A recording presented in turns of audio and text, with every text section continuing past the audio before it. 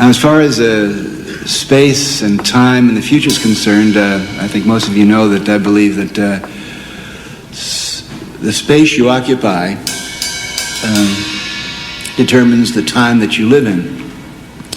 If you go back to the Middle East, you're going back 4,000 years, you're going back to your midbrain, and the reality that you have to deal with there is determined by the fact that you are there. You're having a discussion in Belfast, Ireland. All right, everybody, you are listening to a special crossover episode. I'm going to call this Time for the Takeover, because it's time for tacos. Everyone's fucking favorite show, evidently, or someone's paying to boost those posts. So I don't know. What it could be. Seems a bit suspicious. Real popular, like, whew, I mean, thousands of people. It's crazy. But, I got fans. What can I say? Time for Tacos is crossing over with the Takeover. I got together with, I messaged Ray earlier. I said, I got some stuff to bitch about. You want to just do a show? And he was down for it. So, and then Ken hit me up at the same time, basically. So here we are. We're going to do this thing. So up front, I have a few topics I want to complain about.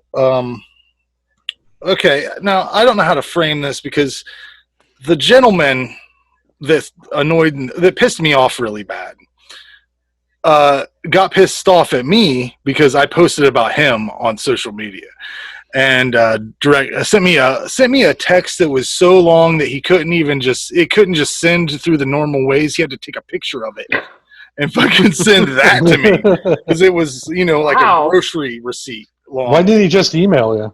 I don't know why he didn't just send. I don't know. I don't know why he didn't just shove it up his ass. Because so angry, all came out. But essentially, I want to lay the story out for what happened. This dude I've known forever. I still consider him a friend. He pissed me off quite a bit though because he's a douchebag. I don't know. Is that the word? I don't know. I would say that to his face though, because of all the stupid bullshit that he put on my phone, sent through my phone. I mean, just basically, he lives in a big city. It rhymes with Cincinnati. His name is Bo Blunderman, and he used to live here in Kenton, which is a small community. And he posted up, I don't know, a month ago or something, some cryptic post about he wanted to do something for the children of this community because he grew up here, and blah blah blah blah blah. And he had no plan. It was not like there was Ray, you saw it. It wasn't like it wasn't like he was like, we're going to build a park. We don't need another park here, first of all. But he wanted to do something because he feels that the kids here don't have anything to do. Now, I've lived here for, in this town for 10 years or more, whatever. They have constant shit for kids. They are always looking for a goddamn reason to close the middle of town up if there's not a fucking virus on the loose. Mm-hmm. If it was regular times this summer, they would have closed that shit down 5-6 times already for whatever, the pumpkin seed festival, the fucking corn parade, whatever the goddamn thing is. They have several kids' days. There's so many, there's a water park like walkable distance from my house, and then there's like, 4 or 5 other parks in this town. Oh yeah, nice ones too. There's shit. Kids aren't like in a void. I see kids doing shit all the time. So ultimately, it was a nice gesture, but I didn't even jump on board on that post because I know he's kind of full of shit. He's known to be kind of full of shit, and that's not just me saying that. Everybody who's ever worked with him in the past, it's kind of full of shit. But fuck. I can't even remember. So he was doing it just for attention. Yeah, it seemed like he was trying to make himself look like big city Bo was going to come up to little old Kenton and save the children or some shit like that. But this guy had wanted me to get involved, and that's why I didn't post on it, because it's very cryptic. There was no idea. There was nothing for me to jump on board with. It was just like a vague whatever, very nondescript. So he tries to call me. He tries to call me on Facebook. I don't understand why people do that. I don't have a smartphone. My phone is just an old ass outdated thing that I receive texts on exclusively. he started ringing my Facebook up. I'm watching a movie, right? I'm sitting at my computer watching a movie, and my Facebook, I don't even have my mic hooked up or nothing. So I couldn't even answer this goddamn call if I wanted to. So he pops a message up. Call me on your cell phone. I said, no, why don't you just tell me what you have to say here? Right here. We're already doing it. We're in the message box. Pop it up, dude. What's your idea? And he goes, I said, just text it here. If it makes you feel better, you can say it out loud, talk to text, and it'll put it in the box. And I can read it, and then we can, you know how I am. I'm a recluse motherfucker. I don't want to be on the phone for hours. There's very few people I will talk to on the phone. I mean, whatever. Everybody knows that. I tell everybody that. He sends me a message that says, never mind. Good luck. And I'm like, all right, whatever. And then he's like, never mind, whatever, good luck with your life. And so then I posted up on Facebook because I realized he blocked me. This is a guy I've known for fucking ever. I remember this. Right. Now. This is a guy that I've known as long as I've known Randy, if not longer, around the same time probably that we started hanging out. So like at least 20 years. Yeah. Just blocked me for not wanting to talk to him on the phone. For telling him that I didn't want to talk on the phone, like being honest with him. And then the motherfucker, what happened was I posted that, and then his sister lit him up about all kinds of personal shit. And I wasn't the one lighting him up. I was like, I'm sorry you guys got to deal with that or whatever. But, he sent me this photo text. It was a photo of a text that was a fucking disclaimer, man. It was like forever long. And acting like I was a piece of shit. He acted like I fucked his dog on his porch in front of him or something. This text was like really crazy. And at the end of it, he said, if I was talking to you on the phone, you realize I'm fucking with you. And I'm like, I hate you. Like it made me so pissed off. So he talked shit to you, and then at the end was like, "Oh, by the way, this was all a joke." Yeah, and then he said, "I look forward to your participation and your donations." I'm like, first of all, what? No donations to your project will be happening, Bo Blunderman. None of them. I will not donate to an amorphous project that means nothing. It also, I'll be honest with you. I don't want to sound like a big dick, but it's going to sound like a big dick. I don't want my kids hanging out with a lot of the other kids around here because they're fucking crazy. I mean, I am in the middle of a weird hillbilly town, and some of these people, I mean, just down at the water park, I've heard some of the craziest shit fly out of these kids' mouths.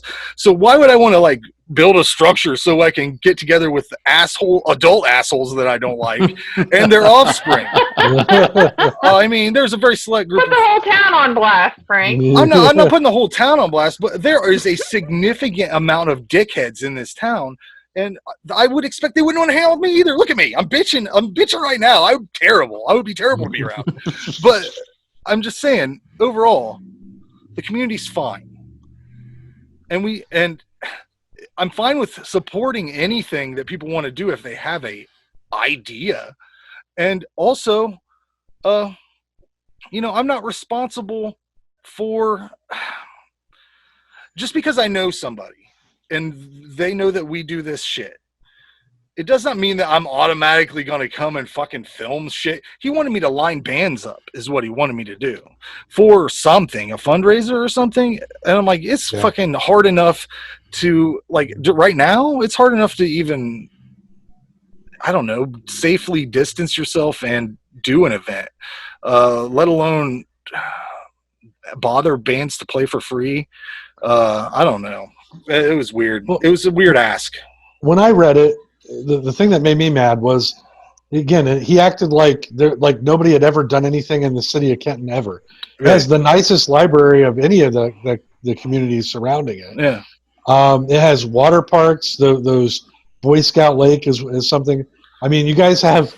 It reminded me of somebody who hit the big time, and then they're like, "Oh, I'm going to come back and give," but he doesn't. He wasn't specific about what he was giving. What is he giving? Yeah. I still don't know. What is the thing he wants to do? In this long message, the thing the words he used that made me cringe the worst were, "I just want to help out the community I grew up in because I'm fucking killing it." And I'm like, ugh. Yeah. Wow. That's gross. That's gross. Wow. But, I hope he watches this. Of course he won't.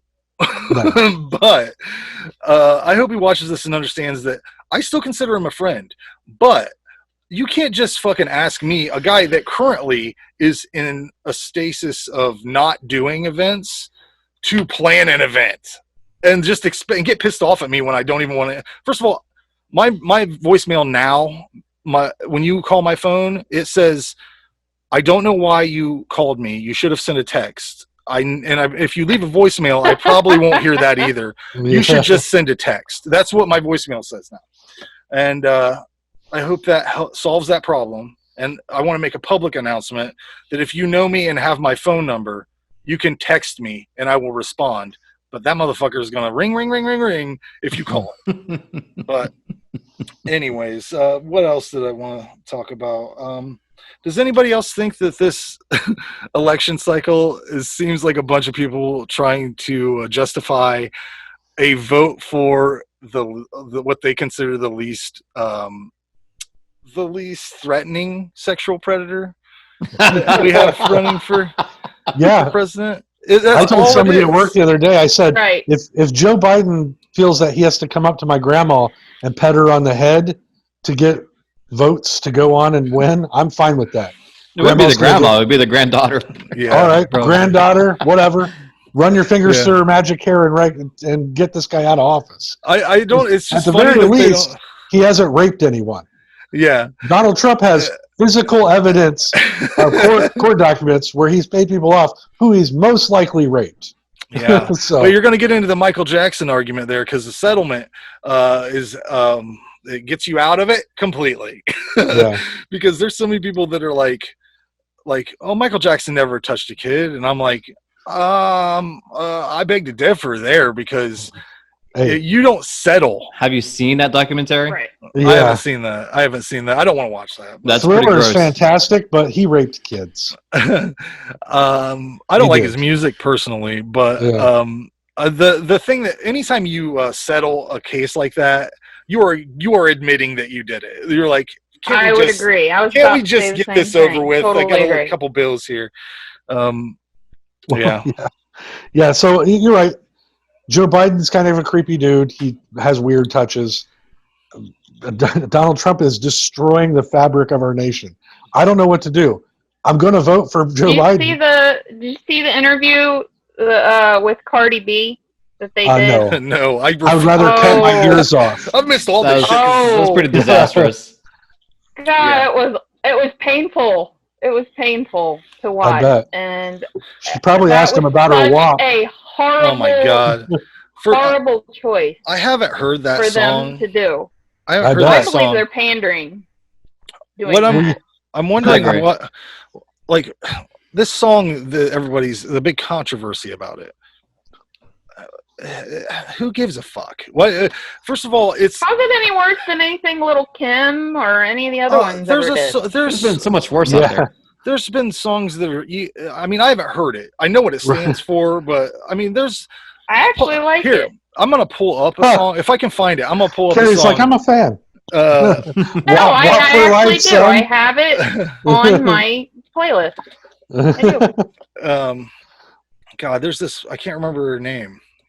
Oh God. What was the Frank? What was the rapper Too Short? Yeah. When I was a kid, Too Short had the most disgusting raps. I don't know if you guys familiar with Too Short? Mm. Was it Too Short? Yeah, it was Too Short.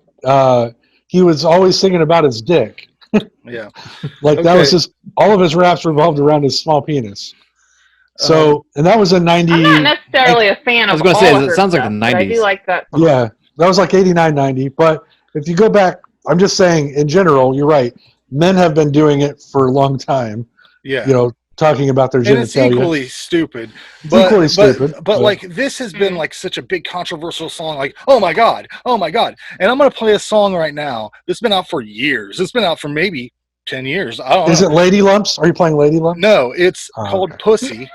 The song is called Pussy. It's by a rapper named Lady. She's clearly a lady. I'm gonna pull it up here. I forgot to share the screen. Hold on. Okay. Is this gonna be really loud in my ears? I got the volume turned down on my player, so let me know if it is. All right. Hey, you. Is that a good volume? Yeah.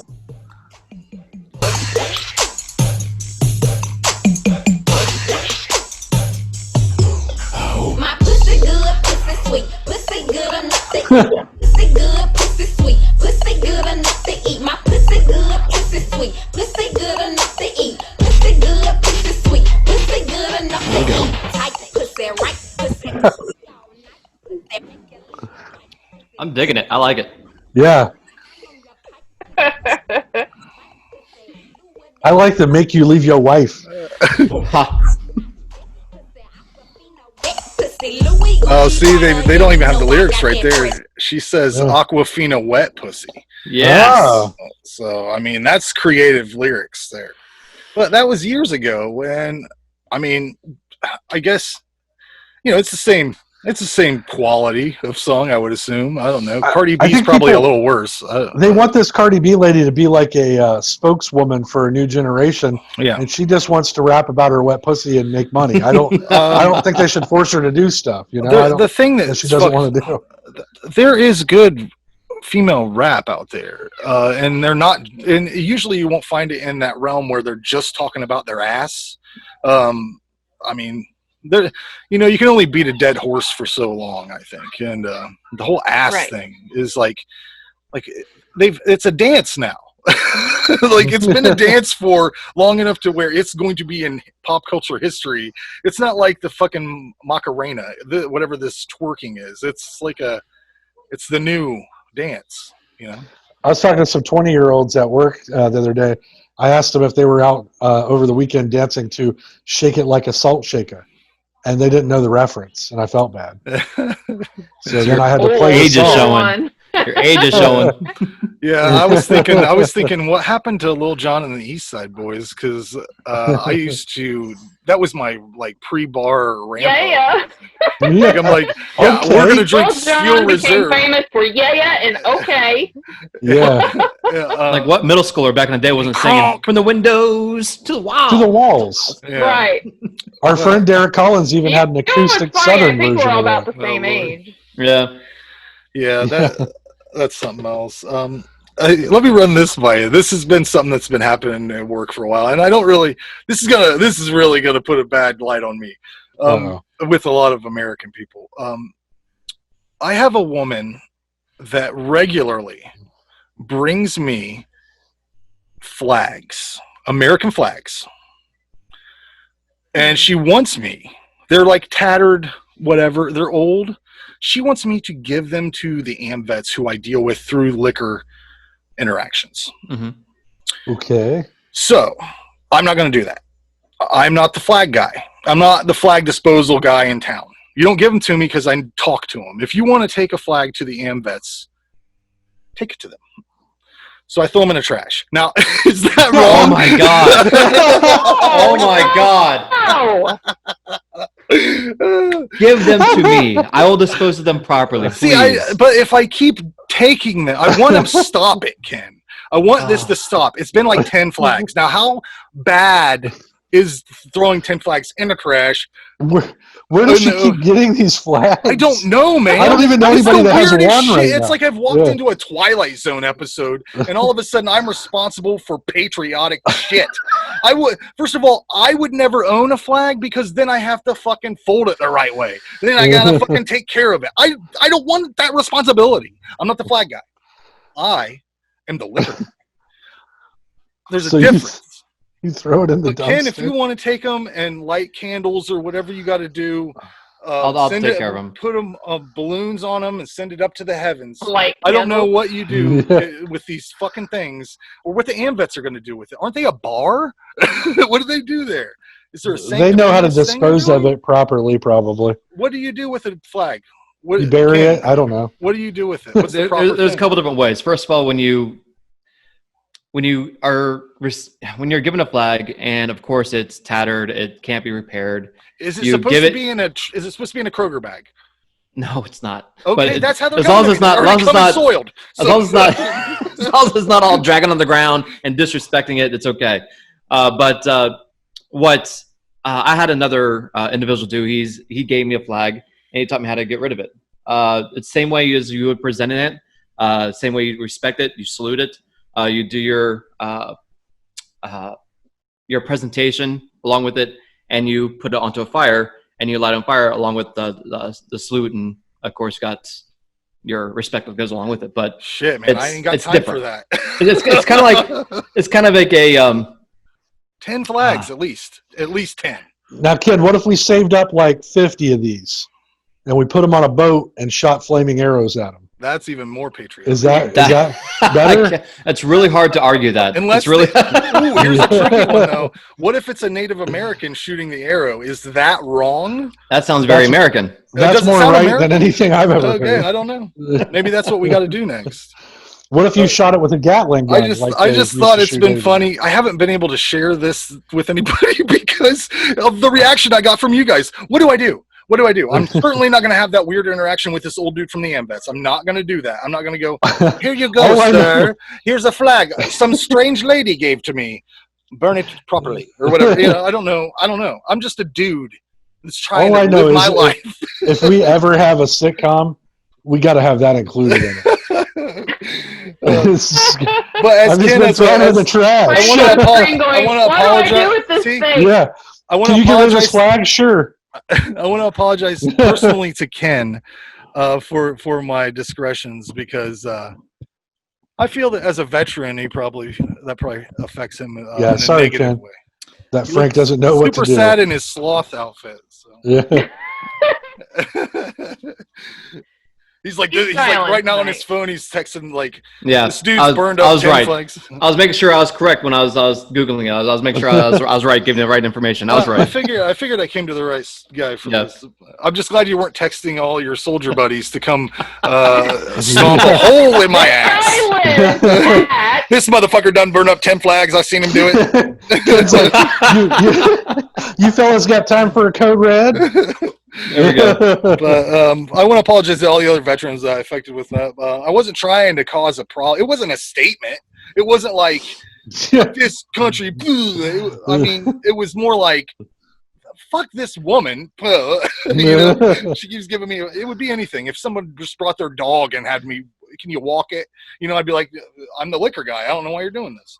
Well, next time, just give her my number. She comes back around, gives her flags. Just give her my number and just have her bring it to my place. I'll just give her your number. See, I found an actual guy that does this. This guy deals with flags. He's that knows what the hell he's doing. Right. But yeah. What's on your mind, Ray? Before we move on. Well, I don't know, man. Not too much. Just I was watching the Democratic debates the other night, and that was crazy. Because it's fun to hear people that can talk in coherent sentences that actually have plans for things. It just seems like we got away from that. I'd like to get back to it. And I mean, have you guys been keeping up on the mail stuff that's going on? No. I gotta step back. Yeah. I've had to step out of all the news shit lately. It just blows my mind that somebody can be put into the postmaster position of postmaster general, who is a donor to Trump, who has a stake in the guy keeps keeping his position, and the guy is like clearly thwarting the mail and slowing it down on purpose. He took away mailboxes. He's dismantled processing services. Is this some sort of? This is a political thing? Yeah, it's to slow the mail down so the mail-in ballots get there late. But the post office has been operating at a loss since on a low budget. Yes, ma'am, that's right. And so that's I mean, there does need to be some sort of changes. But they were just operating in the red, right? This is a really awful time to try and do that. Yeah, right. Well, right now I heard today that they are postponing any closures or delays of anything until Any after changes? the election. Yeah, any Yeah, kind of changes. good. right That's a now. good idea. Yeah, because it was crazy. I was like, here in Columbus, they just took away all the mailboxes downtown, all those blue ones that they have, and they're like, oh no, we had that planned because of what Carrie was saying, because of the price hike of everything. We can't afford them. And So and they're what's like, the Thing upkeep is on a about the metal post box? office. There's more workers working more. yeah, Well, I mean, Post office. during this time, shouldn't we Right. have more postal workers? I mean, most people are ordering all their shit through the mail. So yeah, but like Carrie said, the Right. post office has been operating in the red, so they don't well, have go the on. money to pay. I They don't mean, have the money to pay them. take it from somewhere else. 'Cause I mean, Nobody's isn't that using a the people don't need the post office to pay bills and all Right. that stuff. All no? the But small I mail need my shoes and going shit, away you know? is really what's killing it. Yeah, you got stuff like Amazon delivering directly, so. But the post office does things like it's required to have 75 years worth of pension for employees back. That's a huge reason that it's losing wild. money. Is they have to have this massive pension fund funded at all times for employees that aren't even born yet. Yeah, The Future thing that employees that aren't even born yet. I 'Cause think it's And an that that's how important. screwed It's up the important. funding is for the post office. the thing that's fucked up is the thing that's fucking it up. I think is how often they deliver shit to people. Like how often do you get mail that's important? I mean, most of the Right. time it's like there's so many days a week I'll get like one thing that's like a card for a new propane company or some shit like that. I'm like, these people are paying to send this stuff, but it's not nearly covering what it costs to. I think if you're a business and you're sending out bullshit mail that people are gonna directly throw away, you should have to pay a higher postage or something like this. I agree. I would agree with that. I mean, I used to live in this apartment that had the smallest mailbox ever. It was literally like this big, mm, right? And that junk mail, I would get mail once a week because I don't give a shit. right. So it would get stuffed in, and they would literally stop my mail and pull all of it out, and I'd have to go to the main office and get it restarted. So I went to the postmaster for my area, and I said, "Listen, I don't want this shit. Like, I don't want any Lowe's ads." And you know what he told me? How you have to stop that? You have to write to every company that sends you one of those ads and tell them you no longer want their advertisements. It should be illegal for them to just bother you with Well, you see constant. how Yeah. the do not call list works for telemarketing. That's Right. pretty much Yeah. useless. So that That's would exactly. probably be just as Shit. effective. I've to seen do my it that wife way. my wife has called motherfuckers back, like they hang up on her, and like when she's trying to get off the thing, like she's like, take me off your list, please, and then they hang up before they confirm, and she'll call back and be like, listen, no, for real, or am I off of your list? Like she has. At one point, she was just looking into maybe getting some college classes. Like it was a while back. She just wanted to maybe take a couple. She's already got like an RN, but she could take a few more things and get like, like radiology or something. She could move into a different sector easily, and just by looking into some classes. And she got called and bothered every day, like back whenever we turned 18 and they wanted us to join the fucking army. If you remember that, Ken, you probably just joined it. Is that when did they get you?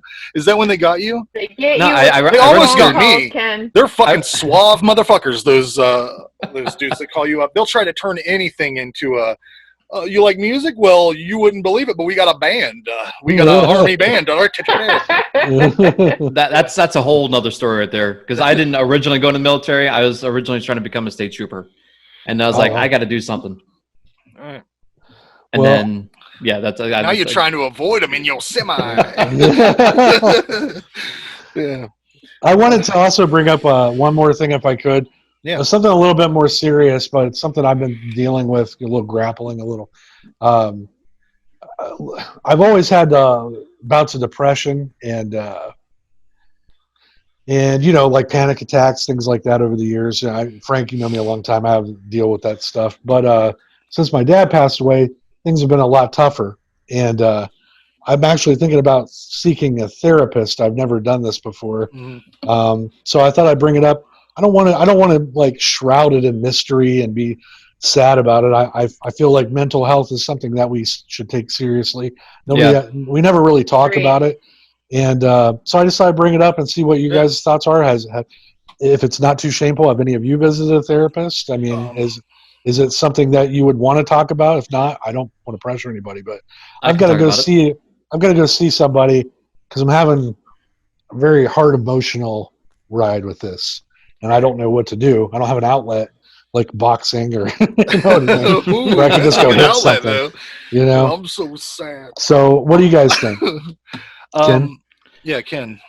Well, let me get something real quick. Give me Okay. like 1 moment. Well, Okay. while he's doing that, I'll just say I have, like, especially lately, depression is like way worse than it ever has been. Anxiety also, but depression more so than anything else. And so, like, I've been having this is what has been happening to me lately. I'll get so depressed that I have to just go away and like be by myself, away from my wife and stuff for a while, and Oh like yeah. just like hold my head and like try to like cry because it feels like I need to cry. And then Right. it's not coming to me. It's just for hours I'll have that sadness and the desire to do that, but it's like not coming, and I'm just like, well, this is terrible. I see why people, do terrible things to themselves in this condition. But I deal with it like kind of like a meditation type thing. I'll go and be by myself and just quiet, or like I'll use a lot of those binaural beats that are like Mhm. Yes, to calm you down and stuff. And I also love those. there's some medicine I use that seems to help out a lot. Right. I'm not gonna mention what it is, but it helps. Ken, what did you go get? Throughout my life, I've had 2 bouts I dealt with depression pretty bad. The first time I was still in the military, and I didn't have a whole lot going on. I was kind of cut away from everybody when I was in the military. I literally left, and I asked the recruiter, "Hey, get me out as soon as you can," and I was gone. Like, I told my family maybe a week before I left, it's like, "Hey, I'm going to the military." And while I was in, struggling with, I had both my knees broken, I had my right heel broken, and I was trying to figure out, okay, what's my next move in life? I was really depressed, How and did that happen, by the way? I had about 90 pounds on my back, jumped out of the back of a 2-ton pup truck, and my knees and feet were together like they were supposed to, but they snapped backwards. So I ended up having like what is that, like a dog leg? Like my knees just Right. cracked back, and I hit the So ground. that's why you have the problems you have now with how you have to go to the VA hospital and stuff, right? It's more than that. Yeah, I've had, my knees are screwed. I can talk about that off here, but so I was trying to figure out how to get through this whole depression thing, and I did like everybody else around me was doing, because I wasn't the only one dealing with depression. I found that dealing with depression with humor, especially dark humor, this is the same book I've had since I was in. What's that? Oh, okay. The Book I of Bunny remember this Suicides. now. Okay. The Book of Bunny Suicides. So you find dark humor with illustrations about how bunnies want to kill themselves, and it's funny because it turns something dark into something a little humorous. So you find the little you find humor in the darkness of life, because no matter what you do in life, you're going to come across something dark. You're going to come across something that's going to be challenging. Right. Everyone's going to deal with it a different way.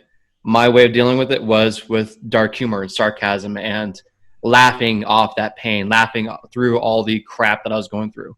That's how I dealt with it the first time, and it subsided after so long. It went away. I just kind of dealt with it as time went on. But then this past year, when I went through my divorce, that was another one. I was sleeping on my truck throughout the entire week. I'd stay in hotels on a weekend. I was in sad shape. But I decided to go see a therapist. I went up to the town up here. I went to go see a therapist, and nobody had time for me. It's surprising, no one had time for me. Like, my schedule didn't match their schedule, and I couldn't take time off of work. Mhm. So they had me take tests. They made me take what's called batteries to see exactly what was wrong with me and see what was going on. And come to find out, I have ADD, depression, anxiety. So that's a pretty fun little mix to put together. But I wonder how long I've had it, because I've dealt with it for so long. Maybe it just kind of triggered it and just kind of set over the edge. But it took time. Like, I had to deal with my own. I didn't have anybody around me, so I had to deal with my own. I stopped creating. I stopped doing a lot of things. I mean, there was nothing for me to do besides this house, put this house together and just focus on that. and my kids. I kept my family, or my kids. I kept my kids as close as I could to me, and that's all I had. I didn't know how to deal with it the second time around. And I'm still dealing with it. But Yeah, it's really weird because it seems like the things I enjoyed, joy itself, if you will, right, has just disappeared. I don't take joy in anything very much anymore. I sat down to write the other night, and it's something I used to love to do, and I'm just like, I don't want to do this, you know. yeah, I don't know, and that really it got me because I've been writing my whole adult life. I can I did. relate to that. Definitely. Well, yeah, it's really painful when it's something you love. It's your only creative outlet, really. I'm not a musician. I'm not a singer. I'm not an actor, even though I'd love to be. I do these things. These are my outlets. These little podcasts. I love to hang out and talk about movies and music and stuff. But my niche was that I could write. I always have been able to sit down and just write something, and I sat there forever, and I just gave up, and it really got me. And it's like at the end of the day, if I don't have that, I don't have anything else to fall back on. It's like this job I have isn't really a career for me. It's just a job, Yeah. and and if I don't have writing to fall back on as something I can tell people, well, I do this, but I'm proud of this. I don't know where I'll be. And so I was talking to somebody who lost their parent, and they were like, you need to see a therapist. You need to see somebody.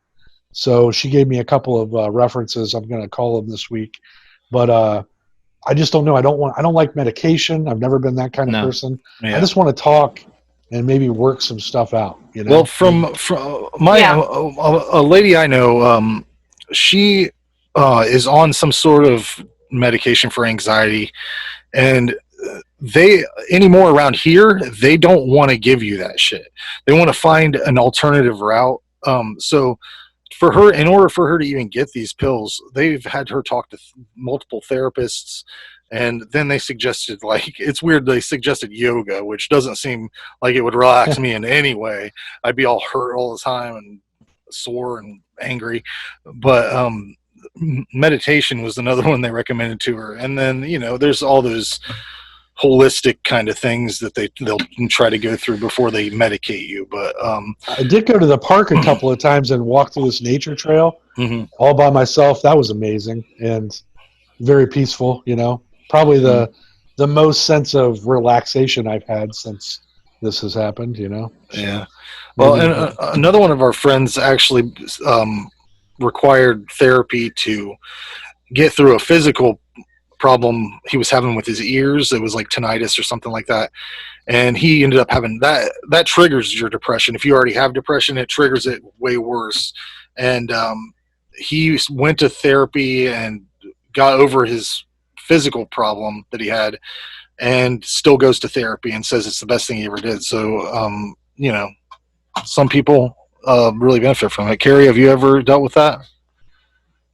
I've never dealt with going to a therapist, but I have. I did go through a really nasty heartbreak last year. I know I've referenced that several times in different podcasts. But this person hurt me so bad that I didn't sleep, I didn't eat. I actually lost 15 pounds, which I didn't need to lose. I looked terrible. All my clothes were hanging off me. It was so sad for me to even try and get dressed because nothing fit.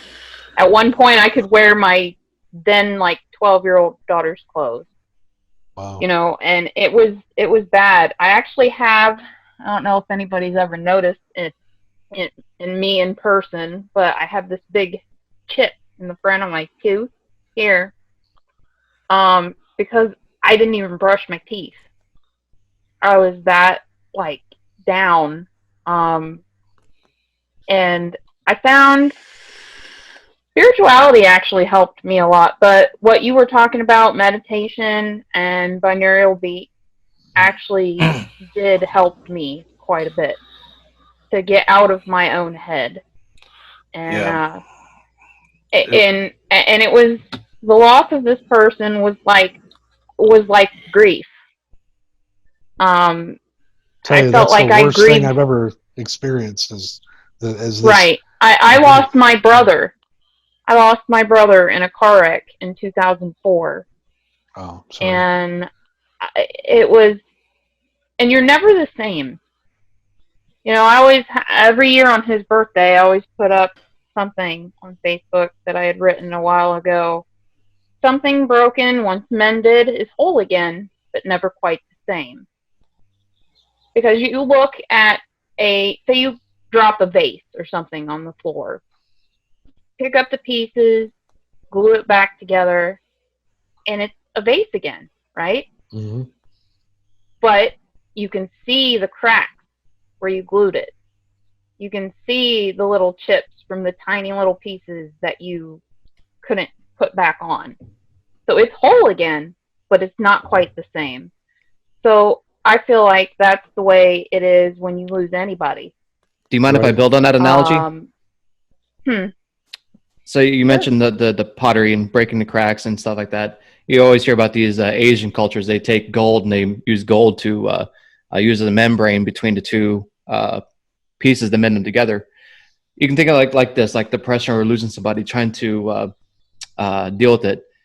When you put yourself back together, you want to make sure that what you use to put yourself back together, you as yourself, something that's going to be viable, something that's going to be strong. Because if you use something like a crappy glue, or you're going to use something like a spit or a piece of bubble gum to put these pieces back together, you're going to fall apart again. So whatever you use to put yourself back together, make sure it's strong enough to help you hold yourself together. And it's the small fixes, drugs, alcohol, things like that is not going to keep you together. It's not going to keep shit together. Right. You want to make sure what you use is going to be something that's going to help you out and keep you together. And that's going to be a strong I foundation. would agree, and I would family, say therapy friends, is the anything, answer to that. Well, just to let you know, this is just an after work beer. It means This is just an nothing. after work beer. We This weren't is not- alluding to anything, right? It means nothing. This is after work. That's just like what friends do. That's all it is. But no, I totally understand. Yeah, that's a beautiful analogy, and it's a beautiful sentiment. And that was a very nice thing that you wrote. It's hard. Frank knows if we weren't in the middle of a pandemic, I would just go out and do comedy, and I could get over this. Mhm. That was my other outlet. I would just make light of it, like you're talking about dark humor. I even thought of some stuff my dad would think was funny, like when I went to pick his ashes up, and they had him in like a to-go bag, like you would get at a Chinese restaurant. Yeah. I walked in, I'm like, they're like, order for ready? Like, no, that's Steve Wotan. And then he was like, hey, tell the guy's like repeating this name. Tell Catherine we were real sorry. Catherine. And I went, who the hell's Catherine? And the guy's like, that's your mother. And I'm like, my mom's Dorothy. Are these the ashes? No. Are these my father's ashes? Oh, no. This isn't like takeout where I get home and just eat the dumplings anyway. You know? So we had to verify it was actually my dad. He would think that was hilarious. If I got to go out on stage and talk about it, he would have loved that. But you got the box open, you're like, yeah, what the hell? I'm like digging through it. Like, Go with those, that's not Steve. the jewelers things. You're like, oh, no. Yeah, he would have loved that. I promise you guys. But I can't even go do that now. I can't go to a bar and say, hey, I want to stand up here and talk 10 minutes about some fucked up shit just to get it off my chest. Yeah. So it's this cycle of just, like you guys are saying, you're just trapped, and with your own emotions and I've read a lot about meditation, and I've tried it, and for me it doesn't work. I don't know. I just get in my head. Stop it. Here, next time you're feeling real low, just look up some of those binaural beats and just close your eyes, put some headphones on, and try to just breathe in and out. I don't focus on like a mantra or whatever. I just try to calm what I focus on is trying to lower my blood pressure and calm down. And it really seems to help, especially like when I'm, fucking having a terrible day or whatever. It's just like this. It's funny because one of the worst days I've had was yesterday, and it was my birthday. And the reason that it is because I always try to slip it by people. Like I don't want anybody to know it's my birthday, because then I came this close to telling you happy birthday on Facebook, and then I didn't. I was like, my whole theory is I don't need a present or a congratulations for not dying for one full year. It's the prize itself, you know. And I think that's what you told me on my birthday. Congratulations, another year. yeah, I'm Yeah. I dying. mean, everybody wants to act like it's a big fucking deal. I had worked yesterday, and because I never asked for the day off because I'm not a fucking dumbass. That's so stupid to me. I'm taking the day off. It's my birthday. Blah, I'm gonna drink. Blah, whatever. It's a fucking another day. It's just another day. But like I had to go and like renew my license. So I moved all this liquor into the liquor cage, and then a truck came and I moved all that shit around. I was tired, and it was like a half hour before I was supposed to leave, but I had to go to the BMV or the DMV or whatever the fucking thing is. And I just, after I was done getting my responsibilities taken care of, I walked up front, I clocked out, I'm like, I'm going, I got to go get my license. And my boss was like, on truck day? And I'm like, it is also my birthday today, though. I have to go get my license. And she's like, oh my God, I'm sorry, I didn't know. And I'm like, you didn't know on purpose. I took it off Facebook, and I don't ever mention it, ever, until now. And now you feel bad. You see how birthdays suck? But no, my main problem with it isn't even that people say it. If a couple people said it, fine, whatever, blah, blah. But what happens, and it happens to all of you people too, somebody finds out it's your birthday. It's probably some stranger or some person you knew in high school or some whatever. They post it on your wall, happy birthday. And then what happens? 1,000 uninspired posts of the same exact words. What is that? What does that mean? Anything? I do it every morning. It's part of my first when I get up. It'll say today's birthdays, and I'll put happy birthday cake emoji. It just lets people know I care, man. It's like getting a greeting card that's not even handwritten. It means nothing to me. I mean, I don't know if you guys feel that way. Have you ever received a greeting card and you're like, oh that's perfect. Like, it had money in it. I mean, but wouldn't you rather have someone like take a blank card and just fill it out with their own words that mean something? I love it. Yeah, I wish somebody would do that. I used to take old Christmas cards and mark out Happy Merry Christmas or Happy Holidays and write Happy Birthday. I think I got one of those one time. Yeah, and do that because I thought it was more personal than just a birthday card that you pick out. So. Yeah. I had to delete. My aunt had put a post on my wall. And I had already messaged her a couple years ago and said, "Don't do that." And I had to delete it real quick. Aw, she's just being nice. Come on. I guess. I just want to thank you guys for listening. Man. Yeah, I want to thank you guys. I appreciate your candor on all the stuff that you said, and I will take that into advisement. Yeah. So, we're always here. Is done. Yeah, and if anything else, I mean, part of my therapy is doing this shit. Like, this is the only time I really, like, I vent. I vented the whole first part of this thing, and right. It got stuff out, because I can tell my wife that shit, but she don't give a fuck. Like, she don't care that he's fucking sending me texts. I mean, she doesn't really. I mean, she does because I'm bitching about it, and she probably wants me to fucking. But anyways, let's move into. One thing I do want to say is one thing that helped me get through all the shit that I went through last year. So if you go through my old Facebook posts and pictures, I never put pictures of myself up. I was very insecure. I was very self-conscious. If I put a photo of myself up and it got a couple likes, I was like, oh my God, everybody's looking at me, and I would panic and I would take it down.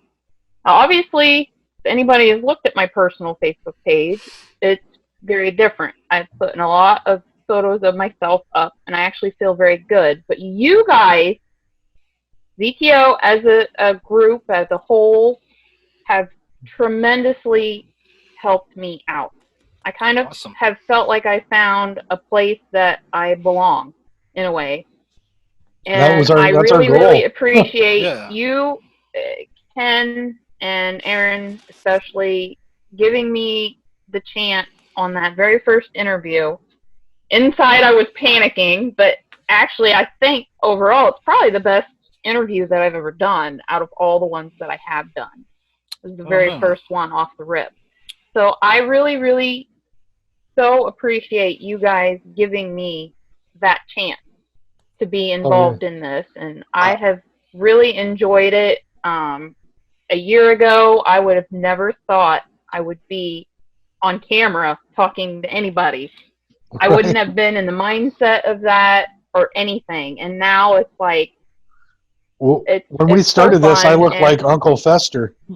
So Yeah, you did have a You can- real bald head. When Yeah, we first started. my Like a bar for baby. me was super low. So now with all this, look at all this. This is all trimmed up, and I love coming on camera now. I go, ladies, drink it look in. at me.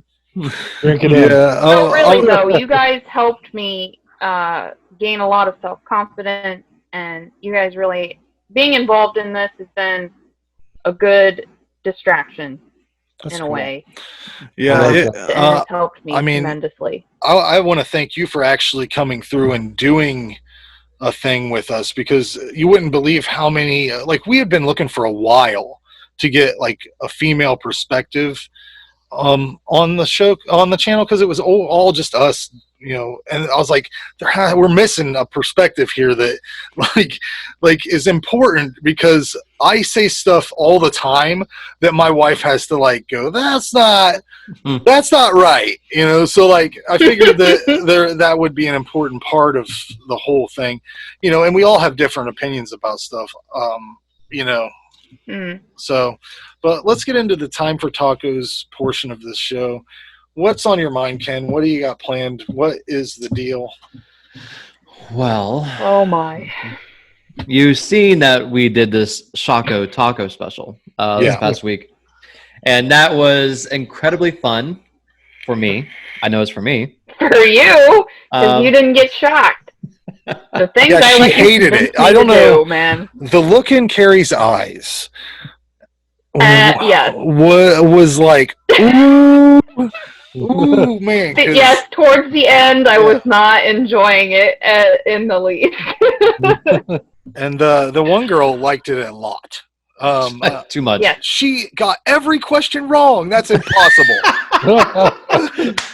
that is on purpose. That has to. And some, I watched this video with my kids when they came over this past weekend. Oh, no. I hadn't watched it yet. And my daughter knew half of the answers, and she's 14, that Brittany had no idea how to answer. So my I was yelling them out. I'm like, how do you miss that? Well, when she answered, I think it was, what's the capital of New York? And she said Boston. I was like, what? Boston?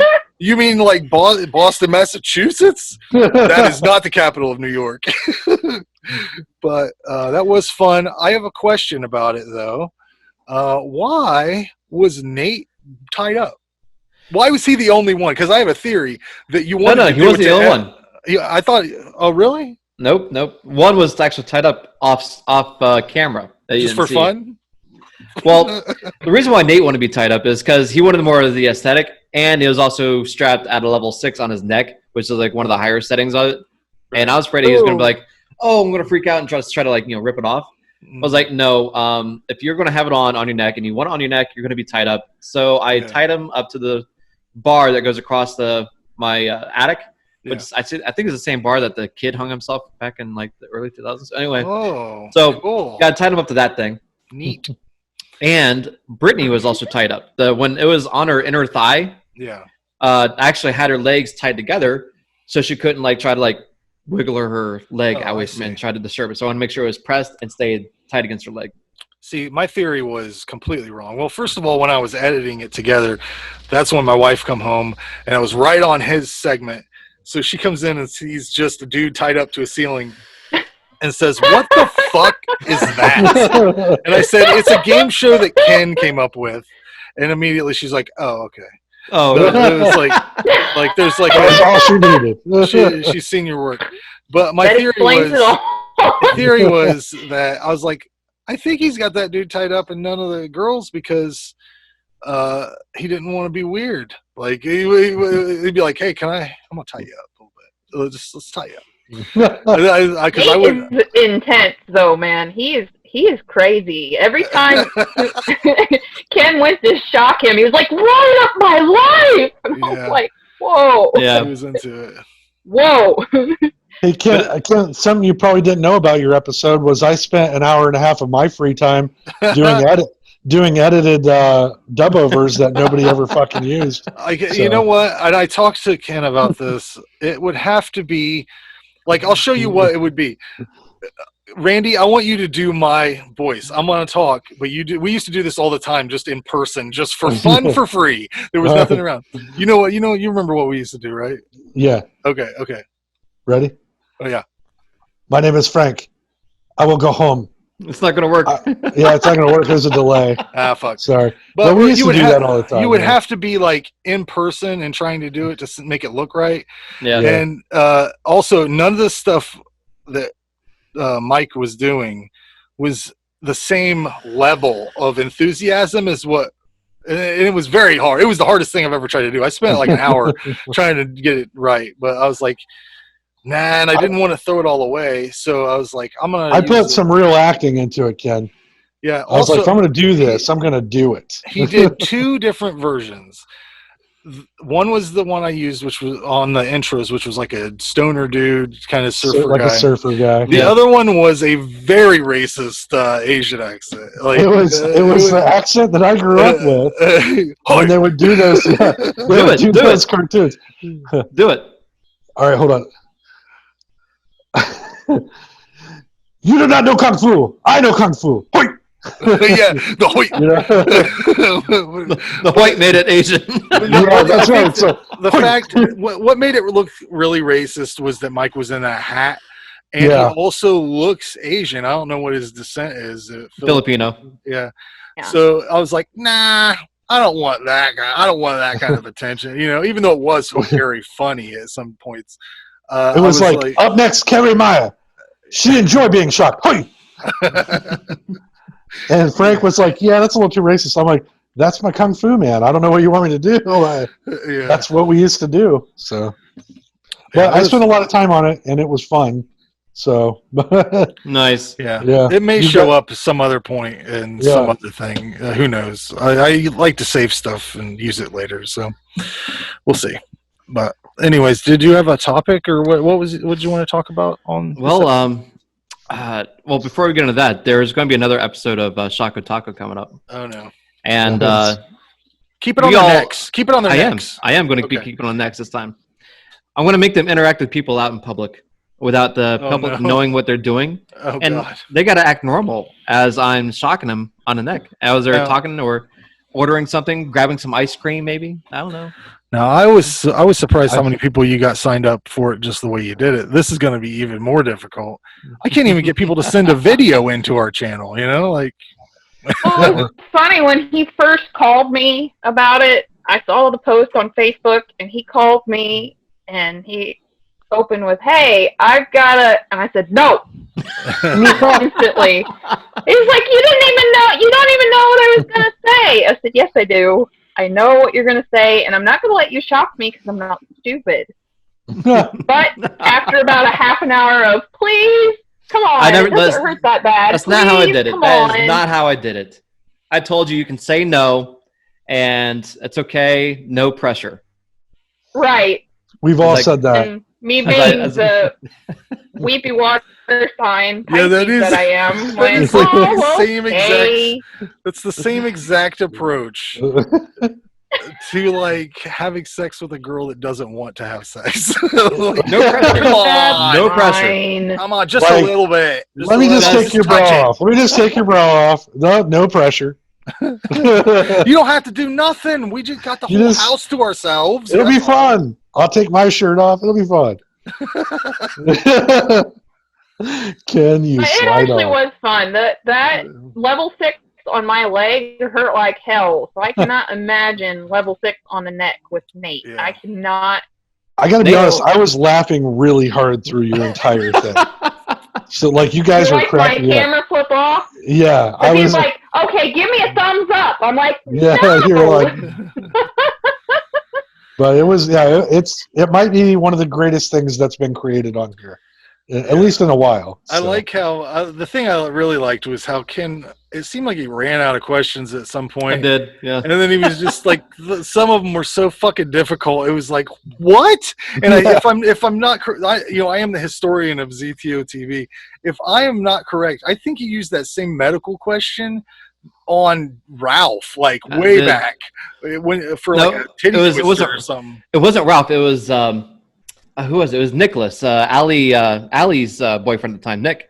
Oh yeah. Okay. And I was like, so it's like there's a muscle that attaches to your mandible, your clavicle, and your sternum. What's it called? Sternocleidomastoid. And I was like, that's the only thing that came to my head. And then the bones, I asked like how many bones in the human body. I didn't even know the fucking answer, but I just knew you got it wrong. I left that into it. I was like, whatever. It's around 200. You know what? Brittany had said before we started that she's like, I know how many bones are in the human body. So if you would have given her that question, she'd at least gotten one right. It was the funniest thing was when you asked Mike that question, he said like 1,000 or something. I'm like, damn, that's a lot of fucking bones. Like, what if you had 1,000 bones? You got so many. You'd be clanking around. I got bones coming out my back, out of my fists. Shit. It was good. I enjoyed a bit of it. And guess what I did not do? I was not responsible for pushing the button not one time. Oh, really? So I can't be blamed for shocking anybody. He brought his son into the mix. And one of the things I don't know if I got one extra shock because of him. I don't know if I left it in. Yeah, I don't know if I left it in or not, but there's a point where I think I cut it out. Your son says something like, Dad or whatever, and you go, I'm not your dad, you're a gimp or something. I think I cut it out, but I laughed pretty hard at that. Oh, that's funny. I did say that. I remember that, yeah. Oh man, I've said that before. I'm not your dad. I was trying to cover for myself because obviously it's frowned upon to have children shocking people or anybody torturing anybody. So I was like, all right, so my daughter didn't want to wear a mask, so I kept her off screen. My son was like, yeah, sure, let's do it, Dad. So I gave him a mask and he got on there. And who did the upstairs? Who did the last round of shocks? Do you remember that? I think Josie did, didn't she? I think the last round. Oh, Josie and Nate. At Josie least she and Nate did on me. Yeah, Josie, Nate, and Rayleigh all shook. And Nate in the mask, like towering over people. Yeah. Yeah, that was a little creepy. It was a good weird video. But yeah, let's get into your topic. What's your topic this time? Oh, well, we were going to do like kinks and stuff, but I thought that Taco and I were going to be joining us tonight, and we're going to be. I got some inside jokes I was going to round off with that guy, but that's not going to be funny. It's not here. Like what? You want to just run through kinks? No, we were going to talk about kinks and talk when about. You told me initially that we were going to do this topic, I'm like, like what? What? I don't even know where to go. Are you talking about like that shit that happens at trauma? The weird nipple stuff, or well, I was going to like segue into the whole shocking thing, but talk about the kinks thing. But we're going to be like talking about everybody's got something. Where do kinks come from? Like, why do people have these like weird fetishes, and how do people adapt to become who they are through these fetishes? So obviously, Brittany, for one, obviously liked pain. And so how do you come from a person that, a normal functioning life as a child to growing up as an adult, like, I love pain. So, and she took an 8. She took an 8 to the inner thigh. An 8. Which is the highest level this thing goes. Yeah, she wasn't even like flinching. She was getting excited, it seemed. I'm not a psychologist or anything, but it would probably be due to childhood trauma, right? Your brain tries to flip the script or something like that. I mean, I don't know for sure, but I don't know. You would go, well, I've been spanked. Associate that with something bad for a while, right? And then your brain flips it, trying to work out a way around the pain. Right, could be. I don't know. Yeah. What are you doing? Shocking yourself? Yeah. What are you? It. What do you got? Turn it up to. that looked fake as fuck, Ken. Did you actually do an 8? I did a 1, and that's enough. That's enough for me. I'll tell you one that I'll tell you one. Okay, only one. I'm not going to sit here and go through all the shit I like because that's weird. Yeah. I'll go I through know, one that's thing. what I was like. How are we going to talk about this without disclosing anything? I'm just going to go personal? ahead and disclose this one thing. So, something I found that I like, and this has been developed over years of going to strip clubs, is there's a stripper move where they tease you. They breathe in your ear really lightly, and they come down like they're about to kiss you, and then they push you away. And Tease. it's when done correctly, it's one of the most erotic things I've ever experienced. Now imagine what would happen if that happened, I know it sounds weird. and then another dude comes in and fucks that girl right in front of you like a cuckold. Right, and then I high five him, and he peels off $50 and gives it to me. How about that, huh? Yeah. I'm not. I've done some weird shit in my life. Like Yeah, I don't like it though, man. Like I mean, there's certain things I like. I like thicker ladies. Like that's my shit. Like it's just what I like. I don't know, but like weird. Like when we know people that actually swing. Like Yeah. I know a couple people in town. but they are also bisexual when they do it. So like it's a male and a female couple that go and have like bisexual sex with another couple in an orgy type situation. That would fucking make me, because anything I've done that's even close to anything like that it makes me feel terrible. Like it's like ugh, why did I do that? Yeah, I'm not very good at a one-on-one performance. I can't do a 4-on-1 performance. Yeah. At all. I would just be like, no, I'm optimistic. I was in a situation where I was a single guy, right? And I lived with other single guys, and this girl came into the picture, and she like wanted me and this other dude to like same time type of deal. Same time? And we went forth and tried to do it, and I got creeped out and weirded out, and ended up sitting on the floor watching Conan O'Brien drinking a bottle of wine while he fucked her behind me. Yeah. And it was what it was. Epic And then fail. the next day I was like, that we should never talk about that again, probably, right? Yeah. We should just move on with our lives. And since here we that are. time, I have never fucking, well, I'm not going to mention who it was or what was, and I'm not fucking ashamed of anything. What?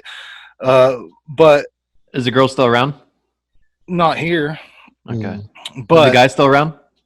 yeah, I see him. know who It's it not is. even weird. It's not even weird. I'm like, I know exactly who it is. We did that thing. I know who it is. It's not to puzzle out, Ken. Okay. Good, Ken. Do you want me to write you Calling people out. Do you want me to write you a letter about it later? No. It's all right. That's all right. No, but ultimately that happened. I felt very ashamed, very, very ashamed and sad. And then I had to, you know what? I came clean about all my shit to my wife, and telling her that was fucked up. But being able to get all that off my chest, like tell her everything that I've ever done, made things way fucking better, because she's not gonna find out about some shit because I already fucking told her everything. I'm ahead of the game. She's sitting there with a checklist like, you're not going to get to do that. Check. No, it was like we had run into this girl someplace, and I was like, by the way, I'm gonna let you know right off the bat that this shit happened. Just because I there's nothing worse than hiding some shit like that and then it coming out later on or whatever. But I'm not into all that weird stuff, man. And I don't understand Ken's into ropes. He likes ropes and shit. I know that for a fact. He wouldn't own them if he wasn't into it. I went to a bachelor party once too, guys, where they hired this stripper, and she came in and she was doing all kinds of crazy stuff, but she was actually having sex with herself with a giant lollipop in the middle of a living room. That was lit up like with those, indented lights, so it was very bright. And there were like 12 guys that were all just standing there drinking beer watching this. And I looked around, I went, Anybody else think this is fucking creepy? That's like, when you browse the porn categories, I don't know if you guys have ever seen this before. And Carrie, I'm not assuming you look at porn, but have you ever run into Dancing Bear? Have you ever seen that? No. You know what that is? What Dancing No. Bear is seems like, I don't know who this fetish is for, because it's a male stripper and they come out in a bear costume and their dick comes out of the thing, like a hole, and it's like a bachelorette party, full room full of women. They're all clothed and they just suck this guy's dick, like they love it. They fucking love it, and it's crazy because, like, I cannot assume that that's fun. I mean, Where's this party at? Unless you're the bear. yeah, I mean, if you're the bear, sure. Where is this party at? But Do they like sloths? Yeah, right. but, Kid's he's got a new take. I like it. could you imagine, like, if it was reversed? Like, we went to a bachelor party, and this woman's going around, and everybody's eating her pussy out. Wouldn't that be like? Wouldn't you look over at me and be like, Well, Frank, could you not like that pussy right next to you? like I'd be like, look, Frank, I'm not going to be fifth, and you're going to be sixth. So I'm going to be first. I almost assume, and they act like they can hire these strippers to come to your party. But what group of women wants this? I mean, I can assume maybe one or two out of a group of 30 might want to suck a random dick in the middle of a fucking. I got to say that lady cleared $500 if I had to guess. Guys were just throwing $20 bills on her and going harder, faster, slower. Wow. And I was standing there. I had $1 left at this point. It's like, I'm like, do what you want. I don't even I should contribute to this conversation because I've got enough guys already in my DMs. I'm not sure I should contribute to this conversation because I don't need more. Well, I mean, all right, Carrie. Yeah. Way to get out of it. I've got so many ladies in my DMs too. I'm not going to mention anymore. Stop it, women DMing me. Yeah. But I mean, let's say, Carrie, that you went to a party at the local VFW. Somebody's rented out the upstairs, and there's everybody's having a nice time. There's little cakes and stuff, and how's the kids? Blah blah blah. And then a dude comes in, and everybody's just automatically on board with. Given that, would you leave immediately, or would you be like, "I'm good"? No, I would, because I'd be like, "This is fucked up." Come on, curiosity though, Carrie. You're not like nobody knows you're there. You're not going to stick around, eat that cupcake. Even if it was just someone passing around an ice cream cone, right? Isn't that gross? Right. I mean, that would be gross. That would be very gross. He's not wiping it off in between each woman. They're just.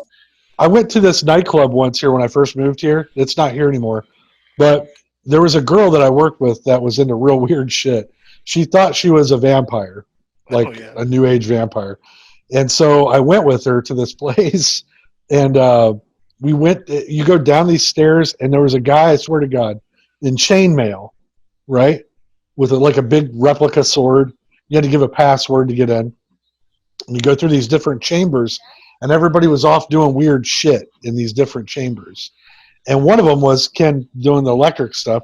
There was a guy, you would climb up on like this, it looked like bed springs, and they would shock you at different intervals while your significant other or whatever jerked you off. Wow. And I got into that room, and I was like, is there an exit? Like, do I have to watch this whole show? I just wanted a beer and meet a weird chick, I didn't know that I was going to have to watch the whole thing. I remember we went to a goth bar one time years ago, and we walked outside, and there was a really, really large woman tied to like it looked like an X or something. It's like she was completely naked, and they were dumping hot wax on her. And then you go in, and there's a dance club, and there was 3 different kinds of people there. There were people that were dressed in chainmail and shit, like you said. Yeah. There were people that were straight goth vampire looking people, and then there were people that looked like they were going to prom. Yeah. And then there was us, and I think you weren't wearing anything even black. I think you were. I had like a light blue, powder blue shirt with like orange skateboards on it. Anti-goth. Yeah.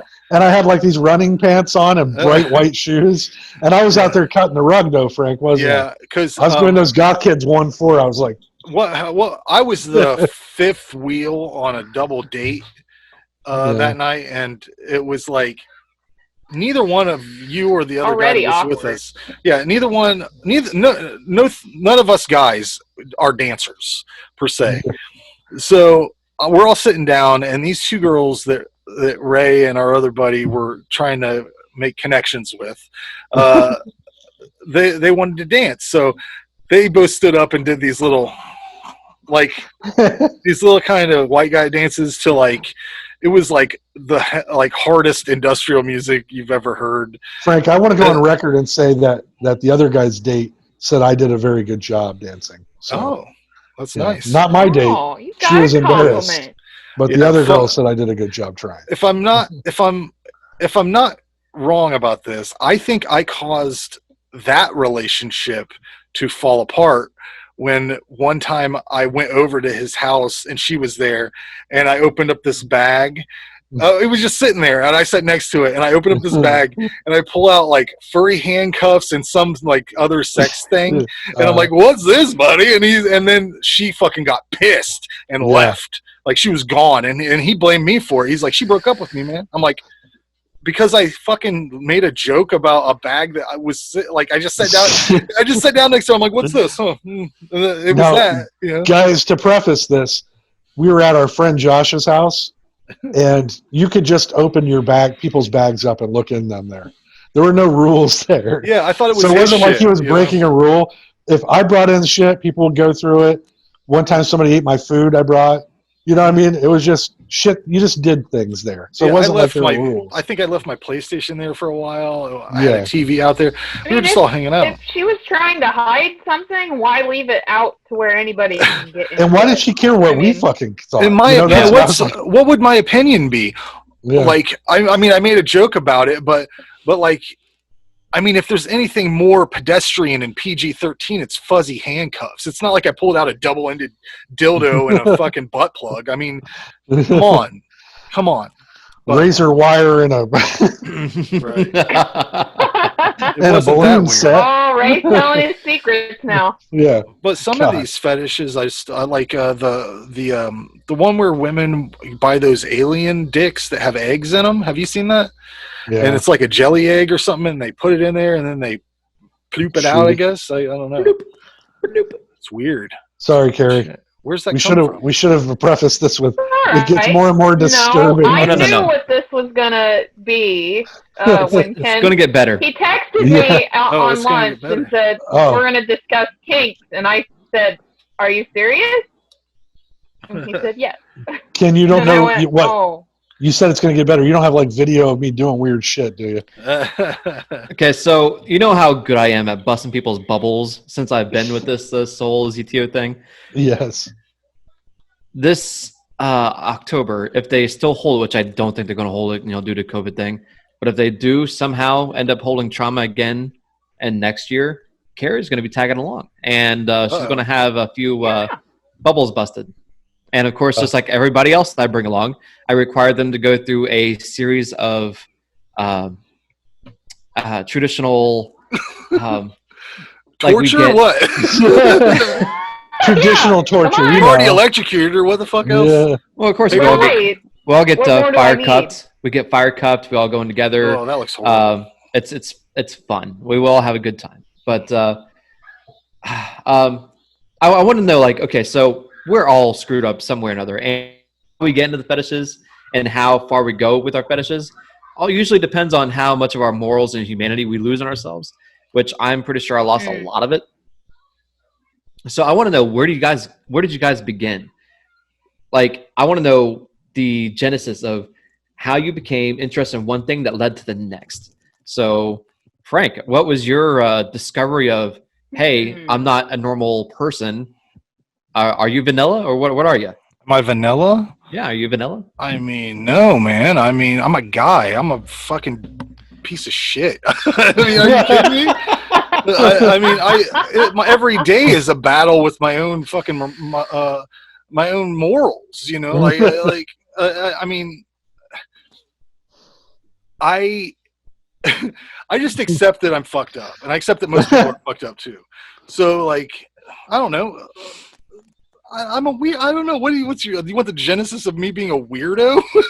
I know. Okay. I'm kind of at a loss too as to how All to right. answer Yeah. this question. Let me when it comes lead the to way me. here. Let me lead the way. All right. So when I was younger, how I just discovered what pornography was, and I was like, well, I discovered this one site, and one of my friends, and You were on websites when you first discovered porn. when websites first started up. Yeah, I was on that whole thing. You didn't So- see a magazine before that or anything?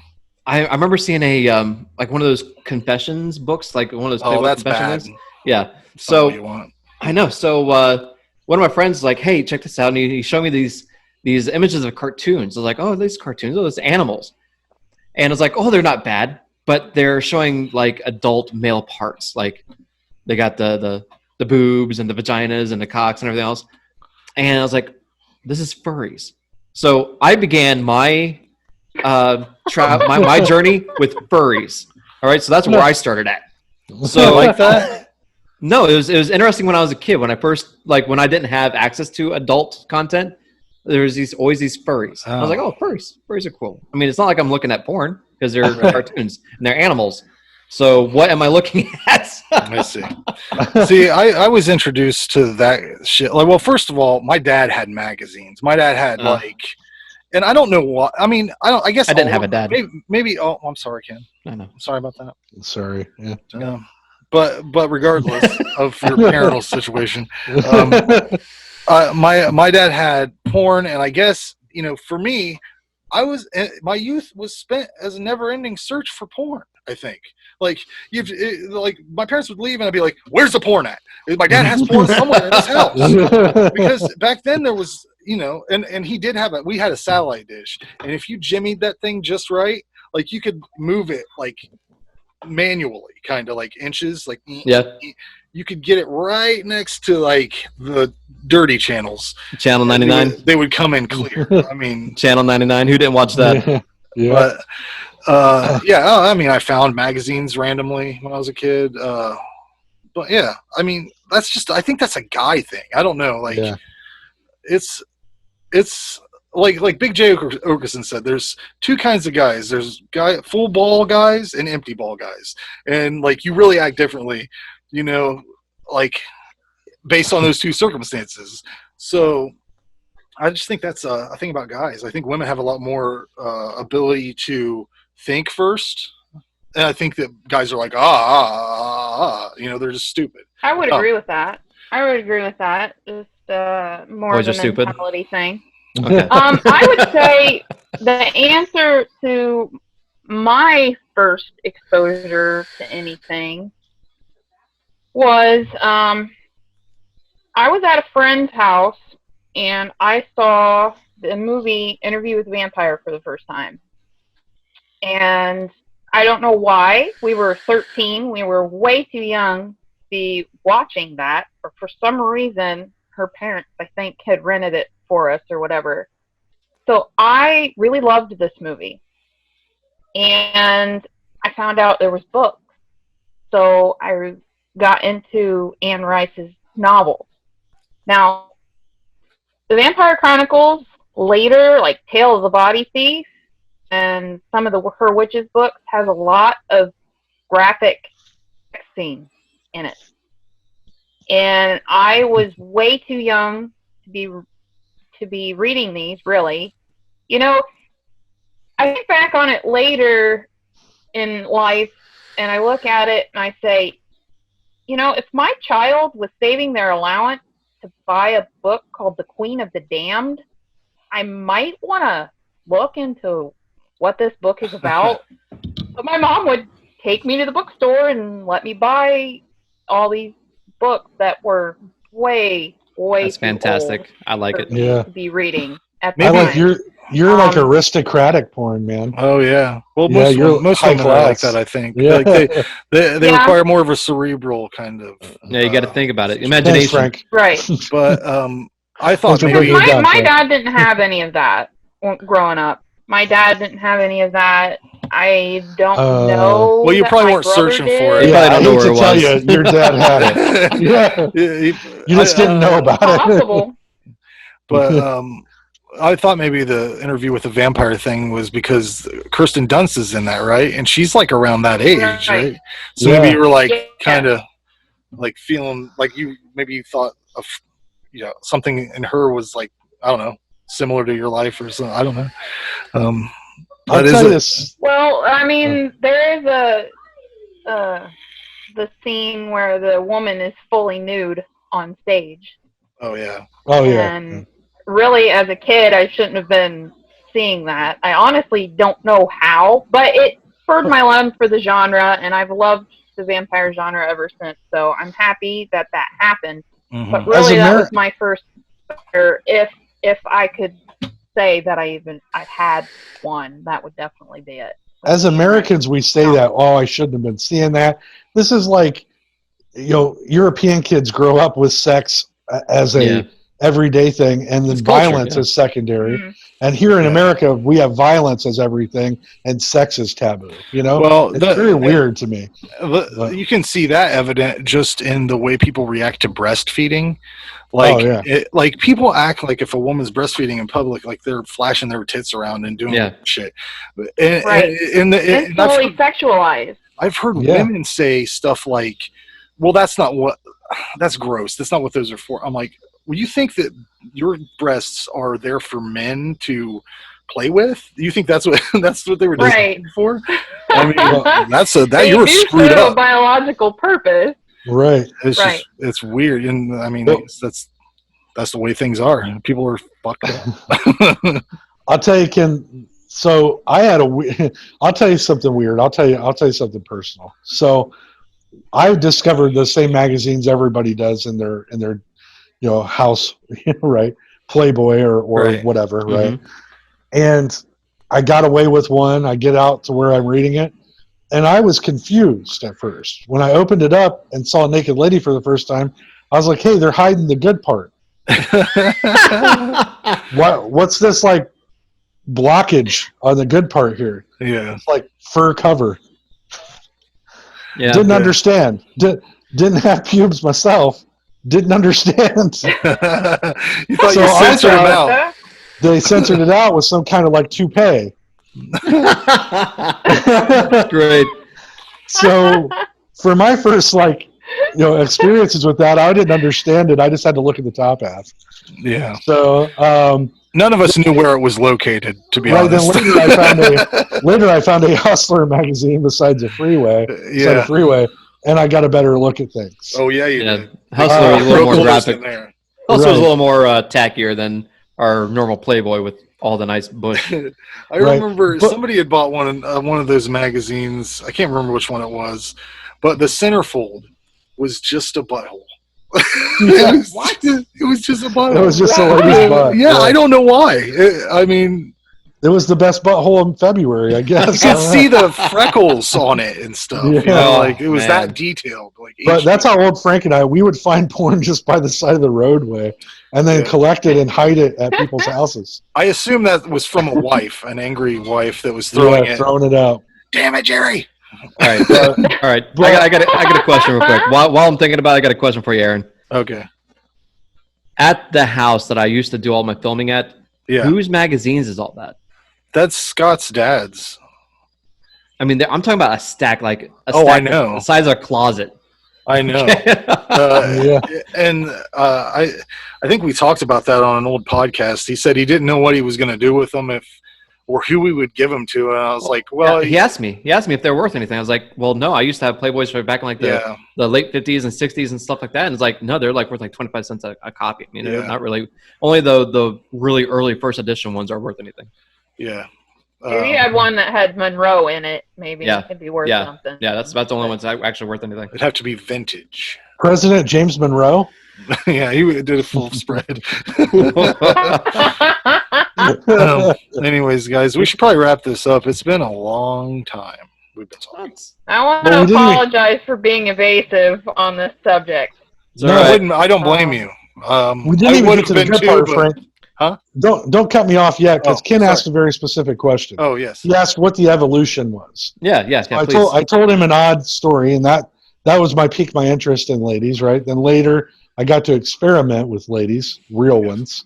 And then With a lady. one of my first real hardcore sexual experiences was this girl who wanted to have sex and then changed her mind, and then I told everybody this years ago, and then basically rubbed my wiener with her leg because that was like the one part she was like willing to rub on my dick. I think I was there for that. I think. Well, you weren't there, Frank. You were there for that. I was You were in the same house. Are you sure I wasn't asleep on the couch? You weren't asleep on the couch. You were in the same house as me. I swear I remembered you hearing you say something like frustrated, I go, are you just gonna rub your leg on my wiener until I come? No. And she was like, yeah, and I went, okay. Okay, I guess I wasn't there for that one. Yeah, and then she was like, and then I just stopped because I'm like, this is just too weird. Stop this. Yeah. So there is a weird kink, right off the bat. Yeah. I mean, I don't know what her deal was. Ask a question. Okay. Sorry, I didn't mean to interrupt. No, I you're do good. want to ask a question. I'm going to confess something to the world right now. I guess I could ask you guys this. I told a person how many people that I've been with. Uh-huh. I've only ever been with 4 people in my whole life. 4. Yeah. And 2 of them were very long term. One was a 14-year relationship, and I'm 38. Mm-hmm. So, I was told that number is, quote, ludicrous. That it's incredibly low, and they could not believe how ridiculously low that number was. Yeah. I don't know. What would you say to that? I think I it's was- Guys, go ahead. what do you think of that? I think that's a reasonable. I mean, what do they? Is that not respectable? What's the thing? I think that people are saying that there isn't enough experience in that to really get who you are as a person. People say that. I never put a bar on that number. That's bullshit. If you had a 14-year relationship with somebody, that means you had more intimate sex than I ever have had. Because I've had flings and one-night stands that were, I tell you right now, not even close to being as intimate as what you probably had at one time. So I think that number is, you can throw that out the window, right? You can say, what relationships that I have that mattered, that shaped me? If you didn't have any that really made you who you are, or desire what you desire, then I like that. That's a good that's point. a low bar. But if those relationships resulted in you being satisfied and knowing what you want from here on out, that's perfect. Yeah. Yeah, I don't see a problem with that. That's I was lower kind than. of insulted by that. Oh, Who insulted you? ludicrous? What, you think? I'm not calling anybody out. It was a guy, most definitely. It was a guy. Probably a guy. Yeah. It was. I'm not calling anybody out. Yeah, I mean, that's.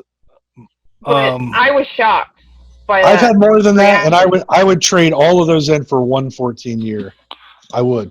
Yeah. Hands down. Unless it was a horrible entire 14 years. A terrible 14 years where I was being deprived and beaten. Missionary the entire time. Yeah. Yeah. Half and half's not bad. Half and half. I only get to pump 10 times. No, I think you're fine. I had 2 children out of that relationship, so Something must have I at been least right. had sex with him twice in that time, right? You've dealt with more shit in that period of time than anybody that might have 12 or 13 different partners or whatever. I mean, that's just. But there is something intoxicating about meeting somebody for the first time and experiencing that with them for the first time. It's a weird thing. It can get addicting, and it's good to stay away from it so you're not constantly chasing the rabbit. You get that new relationship energy and stuff. Yeah, because I know guys who are very good friends of mine who chase that white rabbit. Like once they get into a relationship, they're like, "Oh, this is boring. I got to get back out there and find that white rabbit again." You know, so there's a flip side. Yeah, I don't know anybody that would say that to somebody. That I'll be honest, that seems like something a guy would say to a girl to try to trick her into sleeping with him. But Yeah, I don't right. know. You I don't might know. need a number 5. You know what I'm I saying? mean, that's not a very good number. You might need somebody who's been a little bit more experienced. There we go. There we go. Did he drop his number on you? Because I bet that's what happened. I've been with 35 or whatever. You know, like that just means he's It was bad. somebody I already knew. So, But yeah, he told me it was ludicrous. that's I hadn't been with more people. that's what they call negging, I believe, and he's trying to make you feel a certain way to manipulate you. No, I've never. I like to think that my number is pretty respectable for the quality of guy I am. Like I'm all right. I'm okay. I'm not dogging myself, but there's way more handsome dudes out there whose numbers are way higher. I'm not achieving that level, but I think I achieved a respectable number. What's your number? Yeah. What's the number? 11 if you count leg lady. It's more than me. I think I'm like 6. Yeah, so I've never been ashamed to say it. And if somebody went, "That's ludicrous," I'd be like, "Fuck you." You know, Yeah. I learned a lot out of all of those experiences. Ken, what's your number? Hit it up. Ken, Drop it. you beautiful bastard, your numbers are in the 20s. Oh yeah, for sure. For sure. I'm not proud of it. I'm actually mad. After this past year, I'm actually mad that it has to go up. So I'm not going to tell you what my number is. That's fine. That's We're fine, nobody's man. pressure. I'm not gonna push you to do that. Okay, I'll tell you what. I'll give you each a guess. And if you get it right, I'll tell you. I wouldn't even know. I don't even know you well enough to even venture, I'll say I guess. 24. Is that right? No. Nope. Is it high or low? Lower. Thank you. Oh, 22. Nope. We're really giving him a So lot of credit. 24 was too high? It's a little high. 15. No. Wow. No. Ray was closer, so Well, good job, Now it's Ken. going to be a big mystery. Yeah. yeah. Getting around. Touchdown, Ken. I'm not happy about it. I'm just kidding. Oh no, there's a time I was actually kind of like you know what? I've had this and now I'm settled. I don't have to worry about it anymore.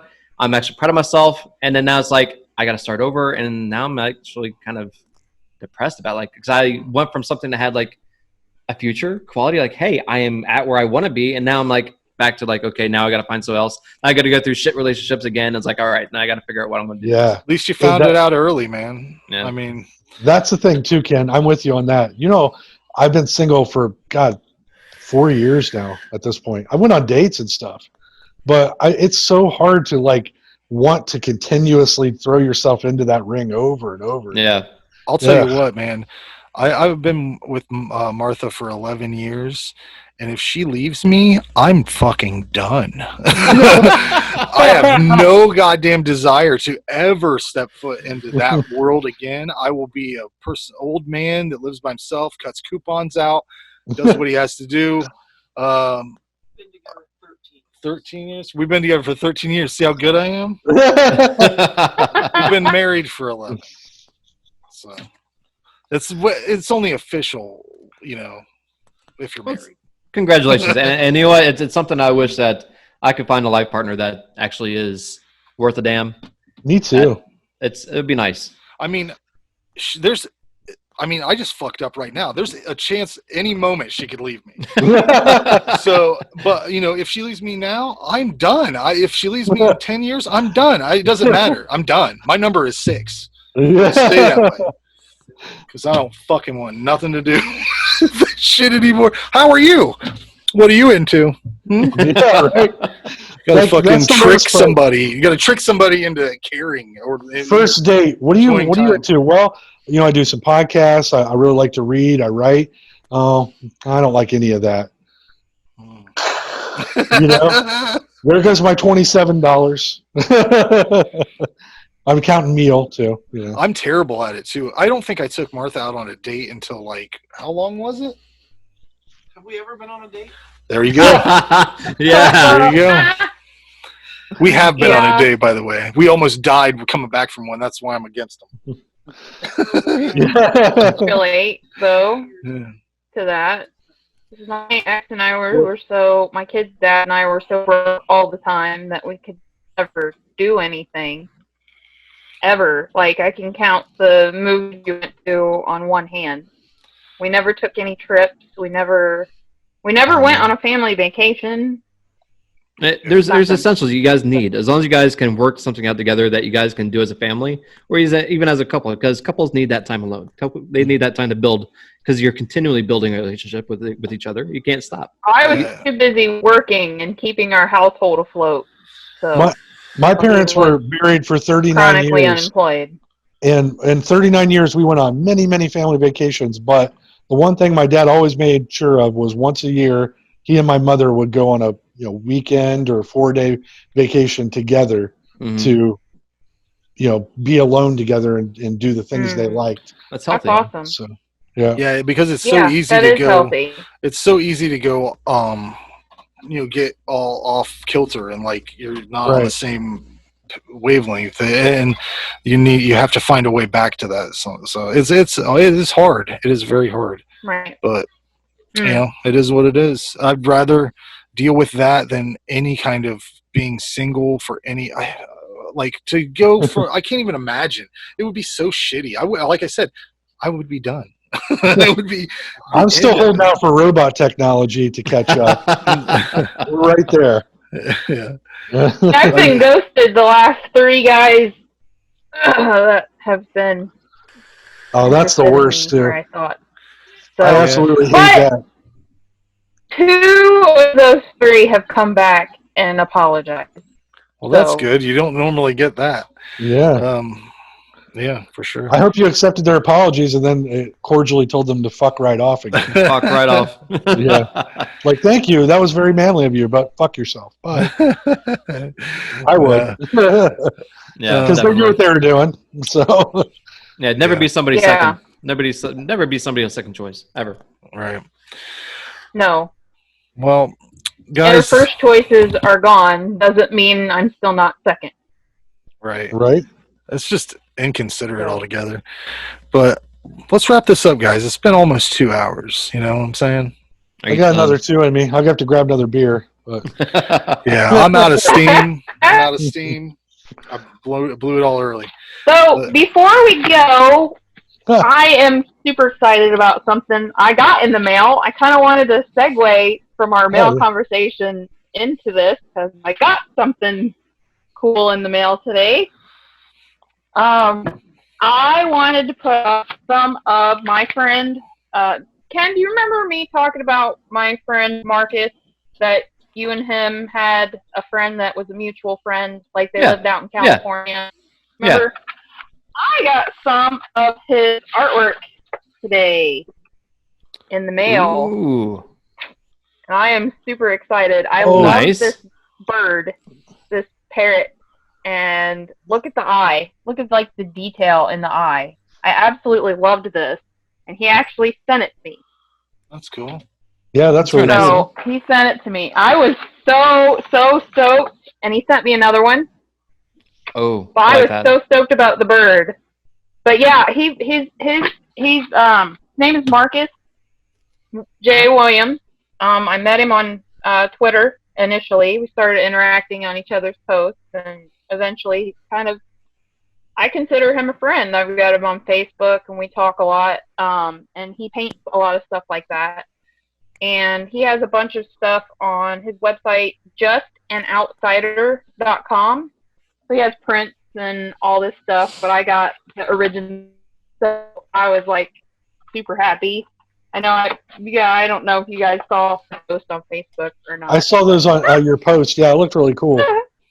I just lost my camera here. Sorry, guys. Turn it sideways anyways. Yeah, I just wanted to give him... rules of the game. You got to turn it sideways. Yeah. Turn it sideways. I just wanted to give him a plug because he is so talented, and I really love his stuff. We could see it better if you turned it sideways. Kind of an awkward Carrie. segue to the end. Sideways. But Carrie. Turn it sideways. Sideways. Yeah. See, you fill out the whole block now. You fill out the whole thing. The next time we do 2 hours, why did sideways. I not film like this the entire time? It's I forgot a lot to of people tell you. do it. I'm still learning about Zoom. So. I forgot to tell you about it. Yeah, whenever we record, you got to turn the phone sideways. If for anything. Yeah. Yeah, I think I've had to tell everybody now that. I feel stupid. Yeah. That's probably why my display looks weird. Yeah, if you hold it like if you do it like a hot dog, then it's is that the right term? Hot dog or hamburger? I don't know. Yeah. I believe that is a camera term. Do not hold it like a hot dog. It's an official camera term. Yeah. All right. Well, let's end this, guys. Anything you want to say before I turn this off? Oh, Ken, go ahead. Well, Sorry. there's Fink Fest this Friday and Saturday going on over at someplace up in Bluffton. Fink Fest. I didn't know if you were going for sure or not because you had the shits the other day. You know what? Don't ever eat gas station chicken. I would never. Why would you do that? Ooh. I was desperate. Ooh. I was desperate. They didn't have anything else in that gas station? Yeah, they had potato wedges, and I had that was cold, and I had the chicken, and they were both equally disgusting. So Wow. Well, if you ever run across they call them a cheeseburger link. You can usually find them at marathons on the rollers. They look gross. They look like a Frankenstein creation that you wouldn't want to eat. They're good. Get one. Don't put anything on it because that's weird. Why would you put mustard? I don't know. Well, it's just weird. It's fine by itself. Anyways, Ray, what do you got to say? Oh no, zip it up and zip it out. That's all. Zippity doo dah. Bye bye. Bye, guys. Everything in here is my idea. Everything outside is your idea. I don't like your idea.